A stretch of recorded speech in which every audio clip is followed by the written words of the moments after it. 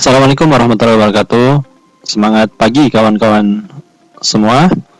Bagaimana kabarnya? Semoga selalu dalam keadaan sehat dan tetap semangat ya. Dan jangan lupa untuk terus bahagia.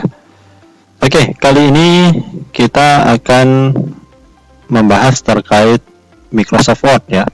Teman-teman tentu pada tahu ya, Microsoft Word itu ada apa ya, itu adalah aplikasi pengolah kata. Ya, pertama saya akan buka Microsoft Word dengan mengklik icon Windows di sebelah kiri bawah. Kemudian Anda tinggal ketikkan Word, ya akan muncul di sebelah sini ya. Tinggal diklik. Ya, kira-kira tampilannya seperti ini. Tergantung dari versi Microsoft Word atau Microsoft Office yang kalian gunakan. Ini kebetulan saya menggunakan Microsoft 365. Ya, tampilannya seperti ini.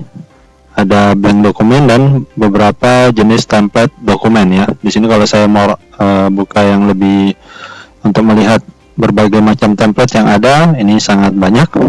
Ada template curriculum vitae, ada template banner kalender, ada template sertifikat dan lain-lain. Ya, jadi sangat bisa digunakan ya untuk keperluan kita. Oke, kali ini kita akan mulai dengan blank dokumen, ya, dokumen kosong. Ya, kita akan memperkenalkan, ya di atas ini dokumen 4 Word adalah title bar. Di sebelah kiri ada quick access toolbar, ada icon save ya untuk menyimpan dokumen, kemudian ada icon Ctrl Z ya, undo. Ya, kemudian di sini ada redo ya, Ctrl Y. Kemudian ya mungkin di sini juga auto save ya. Kalau versi sebelumnya setahu saya belum ada, ini mungkin baru di Microsoft 365. Kemudian di sebelah kanan ada informasi terkait akun ya. Akun yang memiliki akses di Word dokumen ini.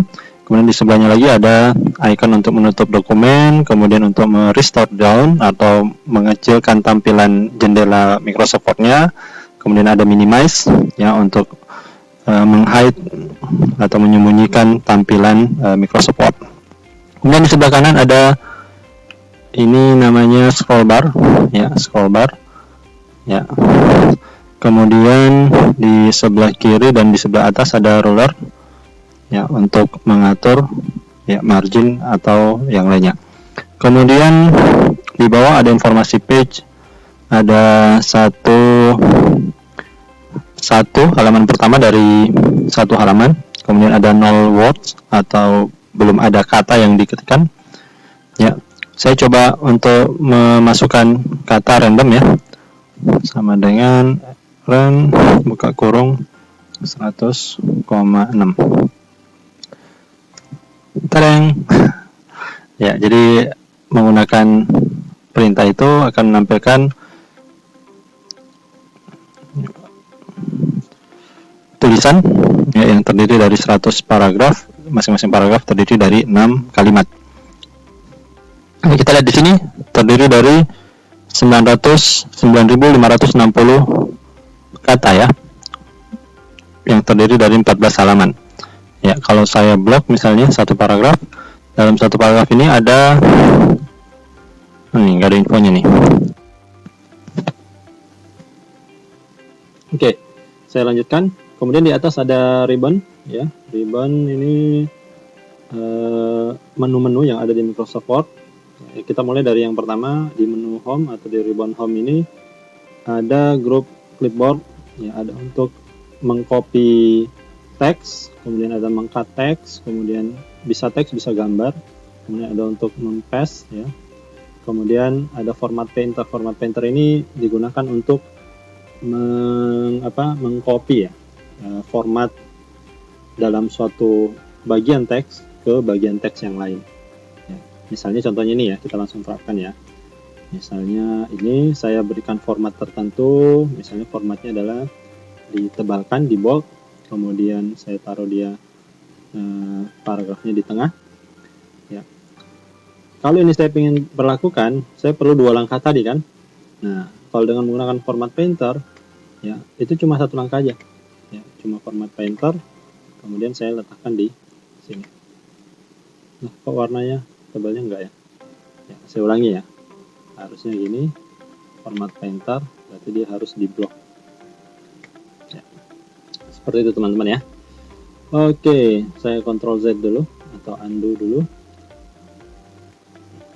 Selanjutnya ada group font di ribbon home ini.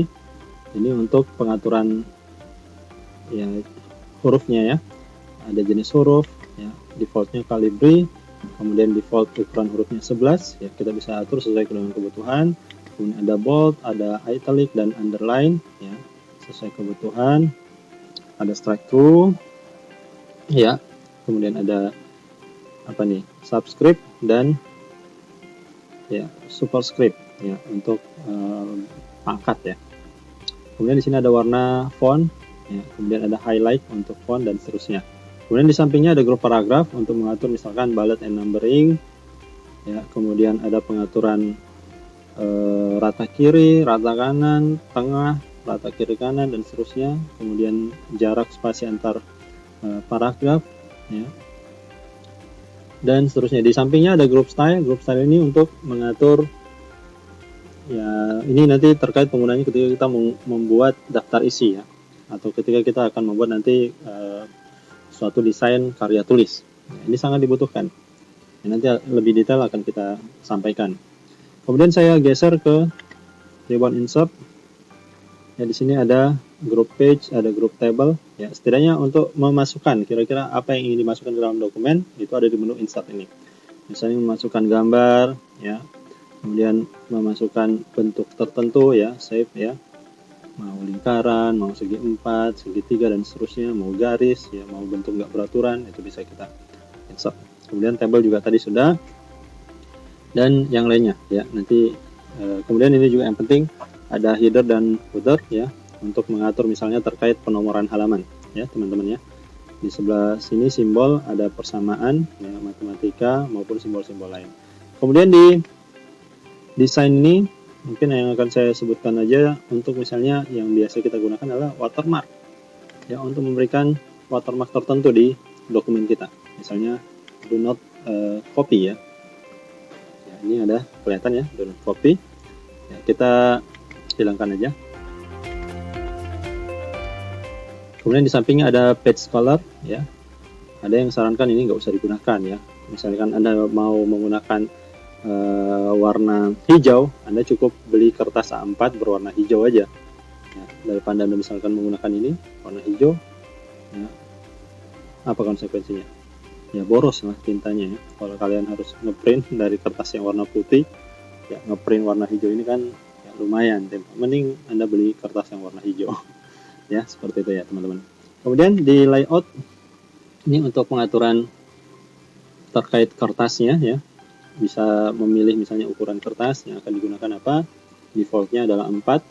Kemudian orientasi kertasnya mau seperti apa, mau portrait atau landscape ya. Portrait tegak seperti ini, landscape ya, seperti ini ya. Ini kadang dibutuhkan untuk misalnya kalau tampilan gambar yang cukup melebar atau tabel ya, ini dibutuhkan.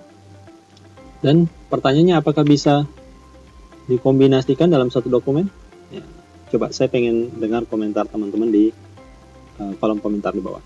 Kemudian di marginnya defaultnya normal ya, jaraknya margin itu jarak dari tepi kertas ke tulisan.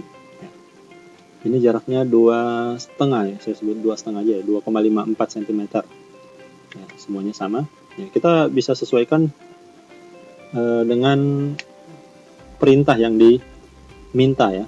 Misalnya ketika Anda menulis KTTA nanti tentu ada panduannya ya terkait aturan-aturan marginnya. Kemudian di sini ada pengaturan kolom dalam satu tulisan. Kita coba ya, kalau 2 kolom dalam satu halaman ya berarti seperti ini. Kita kembalikan aja ya. Kemudian ada break, nanti juga kita akan jelaskan ketika kita menggunakan ya, khususnya nanti pada saat untuk memberikan perlakuan tertentu dari suatu halaman ke halaman yang lain. Kemudian yang berikutnya saya lompat aja langsung ke ribbon reference. Intinya ribbon reference ini digunakan untuk membantu kita dalam membuat karya tulis ya. Misalnya ketika Anda pengen membuat daftar pustaka yang bisa dipanggil secara otomatis. Ya, kita tinggal mendaftarkan, ya, membuat daftar referensi apa saja yang kita gunakan dalam tulisan kita.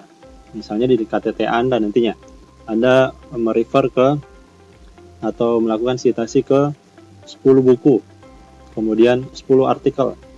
Ya, 10 buku dan 10 artikel itu cukup Anda masukkan aja ke referensi ini, sehingga nanti di daftar pustaka kita bisa memanggilnya secara otomatis atau ditampilkan secara otomatis.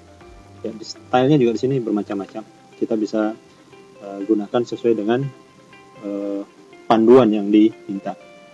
Kemudian di sebelah kirinya ada table of content. Ini intinya untuk membuat daftar isi ya teman-teman ya. Kemudian ada juga daftar tabel ataupun daftar gambar, itu menggunakan ya, ini captions ini.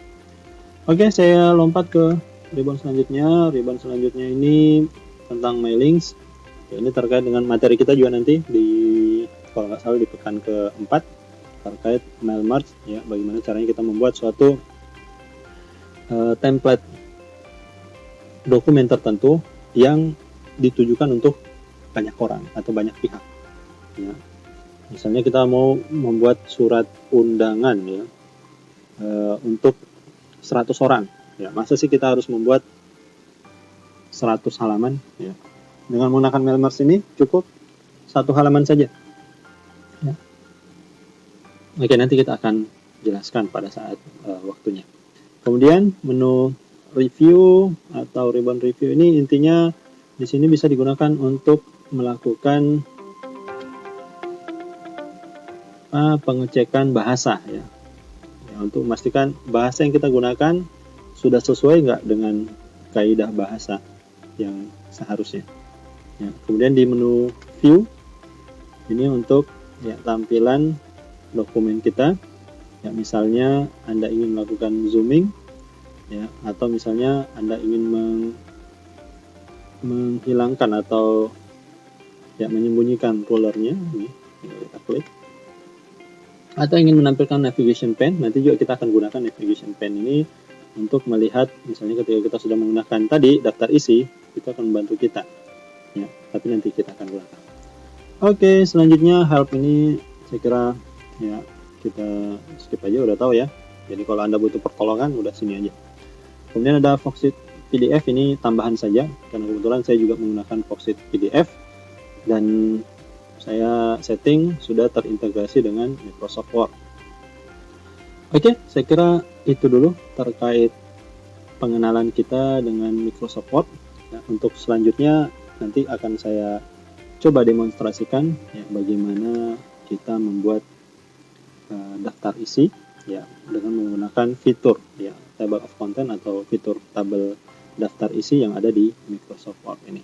Saya kira itu dulu ya teman-teman ya. Kalau ada komentar, ada hal-hal yang ingin ditanyakan, silakan menyampaikan pertanyaannya atau komentar untuk diskusi di kolom komentar.